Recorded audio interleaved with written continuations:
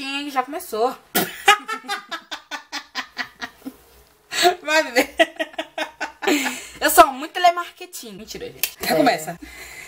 Fala, galera, do Game na área pra vocês, galera, mais um vídeo pro meu canal. E galera, eu não sei qual que eu vou falar. O que nós vamos falar, né? Nós vamos falar sobre o Natal, né? Eu sou a mãe do Rodrigo e ele sempre me convida pra me fazer vídeo, mas eu não tenho tempo pra isso, né, gente? Eu trabalho muito, minha correria é muito grande, mas às vezes eu paro assim pra dar uma palestrazinha, né? Às vezes se eu falar errado, o povo desculpa, porque eu sou muito caipira, sabe? Eu vim do Nordeste, eu vim da roça e é isso daí. Então, eu trabalho muito e assim, a minha vida é muito corrida. Faço a obra do Senhor também, né? E hoje nós estamos falando aqui sobre o Natal. Gente, uma coisa eu tenho pra falar pra vocês, não se preocupa com nada material, não se preocupa com comida, com roupa, mas sim com a sua vida espiritual.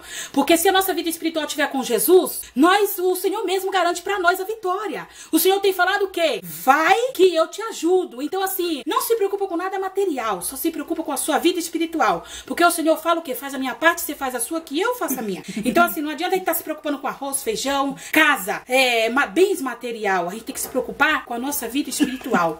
Porque o demais coisas o Senhor acrescenta lá. Então ele promete pra nós dessa maneira.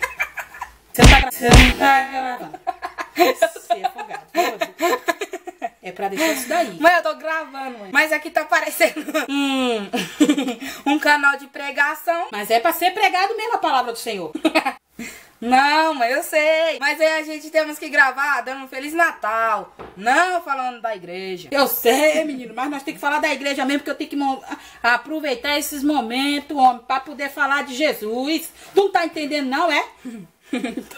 Tá bom. Então tá, gente, eu desejo aí um Feliz Natal pra vocês. E muito obrigada aí que eu tô com 100 inscritos, 108 inscritos. E pra chegar em 1 milhão vai demorar 999 milésimos de anos e 78 mil anos, 79 mil quilômetros por hora.